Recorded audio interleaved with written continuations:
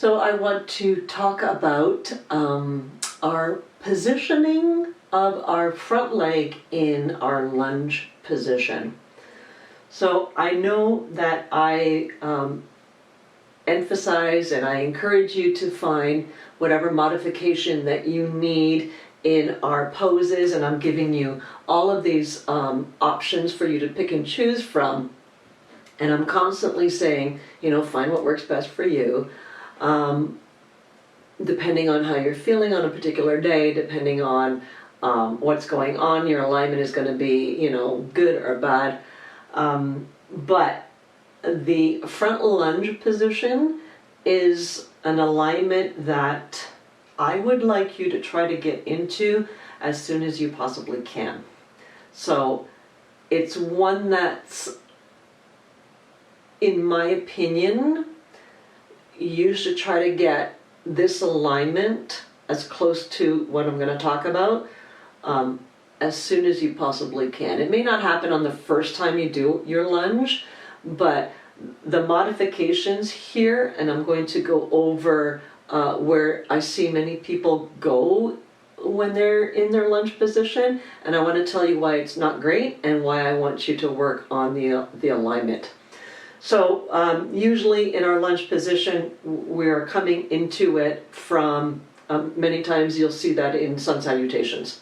So you're in your mountain pose, you take your half sun salutations and then you start adding on by stepping a foot back into a lunge position, or in other times we are stepping forward in a lunge position. However, I just want to talk about the alignment of the front leg in your lunge position. That's kind of something that for me is relatively important.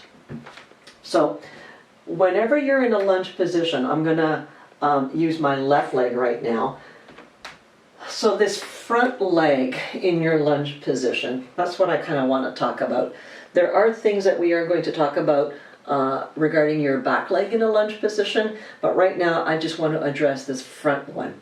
So when I talk alignment in front lunge, what I'm talking about is where your foot, ankle, knee is. That alignment is what I want to address. And what I would like you to try to do, or try to get the alignment of your knee over your ankle as best as you can, and try to get as close to that alignment as soon as you can. So as you're working on some of those other poses that you're using different modifications, maybe some are a little bit easier, go ahead and use those modifications. I'm not saying don't use them, but this alignment is an important one. You should be trying to get this alignment as best as you can very early on. Don't start creating those bad habits. This is a habit that you want to get into really soon in your movement practice. So the whole knee over the ankle. So we're looking for kind of like a 90-90, right? So my foot compared to my shin is 90-ish angle. And then my shin kind of goes up to my knee, and then it pivots again, kind of again 90-ish. So I'm trying to get that knee over the ankle as best as I can, because this gives me the most power. My knee is stacked up over this, a pretty main bone in our body, and it's aligned up over the ankle. So it gives me the safest alignment, and it gives me the most power to do other things, specifically getting up from here. But there's more things to that. So what happens many times in class that you will see other students, and I'm going to switch legs just so I'm not on one knee, you will see on that front knee, whichever one is in front, sometimes it's left, sometimes it's right, you will see this business going on, where the knee is kind of hanging over My ankle, it's in front of my ankle and it's hanging over my toes. Now, this for me, right off the bat is uncomfortable. It's uncomfortable for my ankles because my ankles are one of my issue spaces. So right away, it's not going to be very happy. I'm hanging over my ankle, so it's not stacked up over my ankle. It's kind of hovering over the toes. So I'm not going to have more power here than if my knee was over my ankle. Yeah? So when I'm hanging over, I might think that I'm in a deeper lunge, but I don't have more power.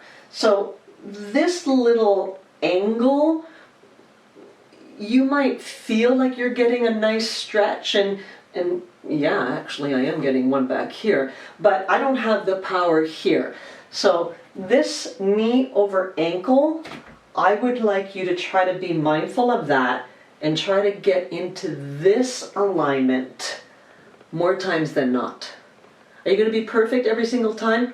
No. And you'll even notice when I'm doing my lunges, I have a tendency to go the other way.